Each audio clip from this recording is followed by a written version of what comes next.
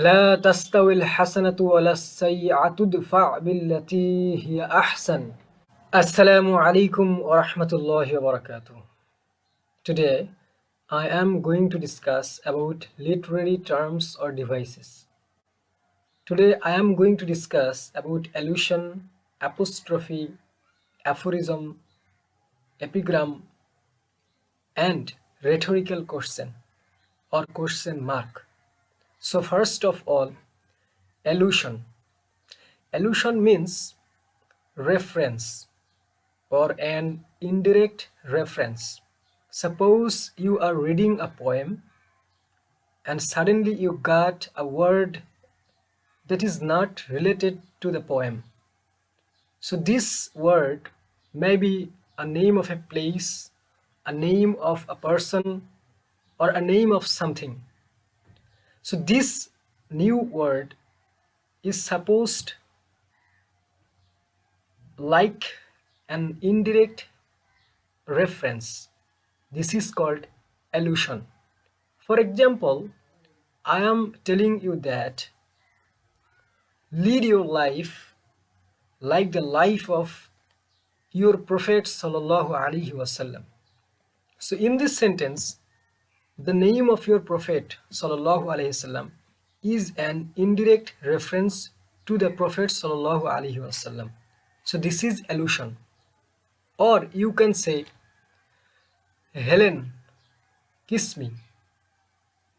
Helen, kiss me and make me immortal. So this name Helen is an indirect address to a person, a lady, the most beautiful lady in the world, according to the Greek mythology.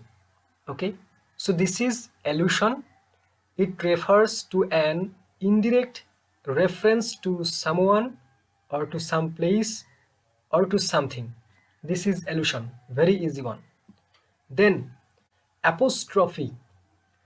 Apostrophe, when it is used in English grammar, then apostrophe means a comma that is used in the end of a word in the top part. That is apostrophe in grammar. For example, Farouk's house, that means the house of Farouk. Farouk's, this is an example of apostrophe in grammar. But in English literature, apostrophe means an address. That means to address someone or something, or to address the abstract things, or to address someone who is not present before you, who is absent. So in literature, apostrophe refers to an indirect address to someone or to some place or to something that is absent before you, that is not present. Or apostrophe refers to an indirect address to the abstract things, and you can easily mark apostrophe in any poem. For example, the poet used oh, or he used Milton, he used Farouk, and he used the exclamatory mark in the end of the word. For example, oh, exclamatory mark, ah, exclamatory mark. Or he is addressing someone, or the addressee is absent, then you can say that this is an apostrophe, an indirect address that the speaker or the poet is calling someone, like that.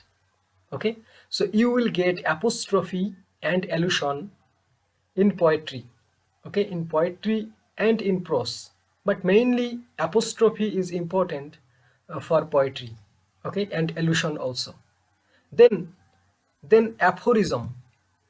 Aphorism means a witty statement, a simple line but very meaningful, a simple sentence but very meaningful. You cannot understand the simple sentence without explanation, without interpretation, without description. For example, as we often say that proverb, cut your coat according to your cloth. Cut your coat according to your cloth. To ear is human. As you sow, so you will reap. As you sow, so you will reap. Okay? These are proverbs. Actually, these are aphorism. So aphorism are used. Aphorism are used as proverb in English grammar. Okay? So aphorism refers to an statement. Aphorism refers to a witty statement, a written witty statement full of knowledge that needs explanation and illustration. You can write a paragraph, you can write an essay on a sentence, on a simple sentence. Okay? Man is mortal. To tell a lie is a great sin. Okay? Like that. So this is aphorism.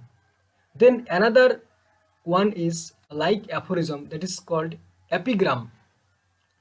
Epigram is also refers to a witty statement. Same to same. Epigram and apostrophe. Epigram and aphorism.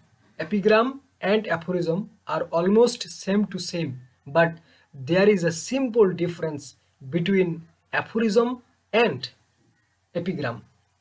Remember, aphorism aphorism is accepted universally, and all the world accept aphorism and they all agree.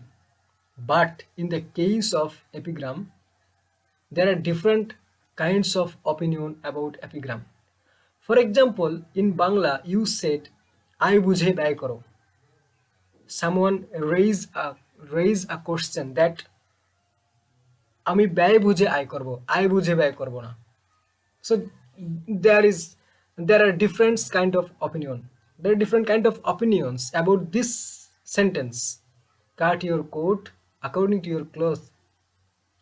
But when you will talk about the example of aphorism, for example, man is mortal. Everyone will believe. Everyone will believe that man is mortal. To hear is human. Like that. So aphorism and epigram both talks about witty statement,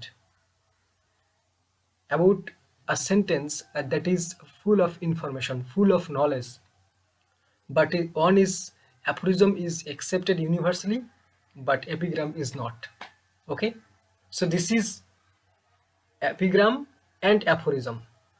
Then question mark or rhetorical question. This is used in poetry. Rhetorical question, or this is also called question mark. Suppose you are reading a poem. You are reading a poem, and in the end of the poetic line, you got a question mark. You don't need to understand anything. Just mark that this is the use of rhetorical question. So when a poet uses a question mark in his poetic verse anywhere, then this question mark is called a rhetorical question. So this is another literary term that is used in poetry. Okay, so literary question or rhetorical question or question mark in the poetic lines. Okay, this is very easy one. Then archaism.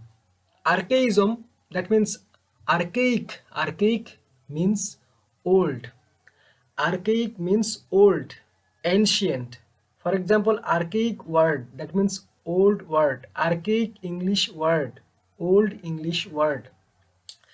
As we know that when this language English was created, during that time this language was not as smart as today's. For example, during that time they use thou, thy, thee. Thou, thy, thee. Thou means you, thy means your, thee means also you. So thy, thou, thee, these are called archaic word. Archaic word, old English word. So when you are reading a poem and you are looking that there are a few exceptional words, but something is familiar, well known, but cannot understand properly. These are actually archaic words used in the poem. If you get such words in the poem, then you can say the poet has used archaic words, and this is archaism. The use of old English words in a literary work, this is called archaism.